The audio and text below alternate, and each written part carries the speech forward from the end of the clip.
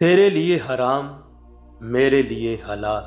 اللہ نے اتنی مخلوق بنائی ہے، جس طرح 5 انگلیاں برابر نہیں ہیں، اسی طرح سب انسان برابر نہیں ہوتے۔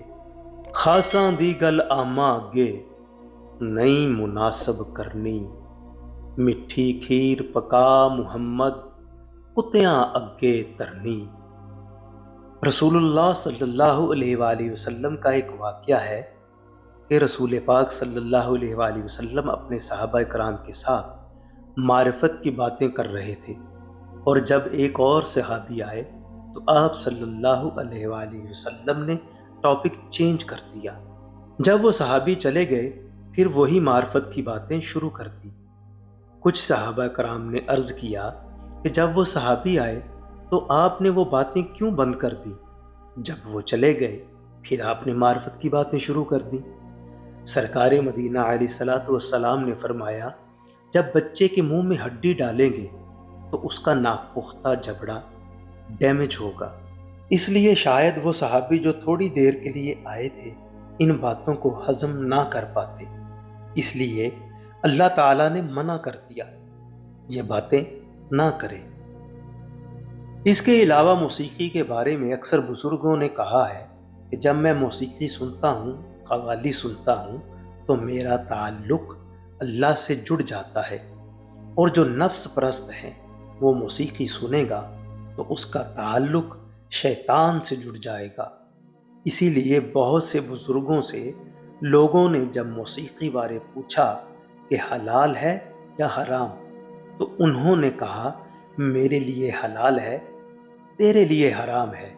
ایک اور واقعہ یہ ہے کہ حج کے موقع پر ایک فرشتہ آیا، اس نے اعلان کیا کہ کسی کا بھی حج قبول نہیں ہے، صرف ایک بندہ جو بغداد میں ہے وہ آئے بھی نہیں اور ان کا حج قبول ہے۔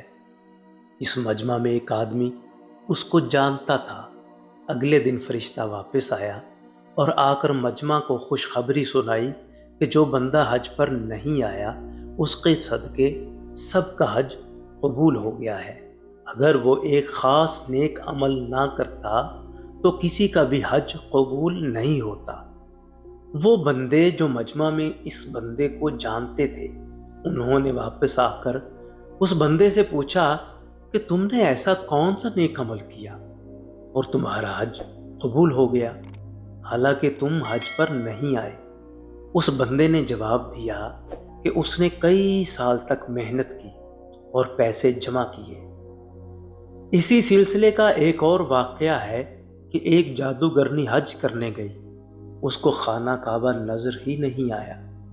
جب واپس آ کر اس نے علماء سے مسئلہ پوچھا کہ لوگوں نے تو بتایا تھا کہ یہاں خانہ کعبہ ہے، پر مجھے فزیکلی خانہ کعبہ کیوں نظر نہیں آیا؟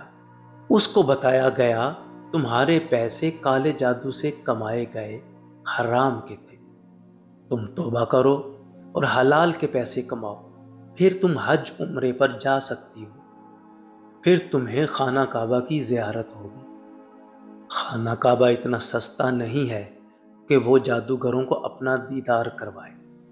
تو وہ بغداد والے صاحب نے بتایا کہ میں نے کئی سال سے رزق حلال سے مال اکٹھا کر کے حج کے سفر کے لیے پیسے پورے کیے، تو مصروفیت کی وجہ سے ایک دن گھر میں کھانا نہیں پکا تھا، تو میں نے اپنے بیوی بچوں سے پوچھا کہ ہمسایوں کے گھر سے خوشبو آ رہی ہے، جاؤ سالن مانگ کے لاؤ۔ تو ان بچیوں نے کہا ہم نے جو کھانا بنایا ہے وہ تمہارے لیے حرام ہے اور ہمارے لیے حلال ہے۔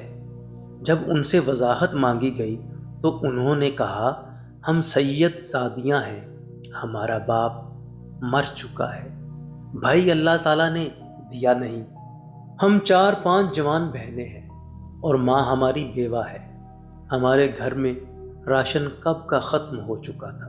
تو علماء کرام کا مسئلہ ہے کہ اگر آپ قریب المرگ ہیں یا آپ کو ایسی کوئی مخصوص بیماری ہو تو آپ بیماری کی حالت میں حرام گوشت کھا سکتے ہیں۔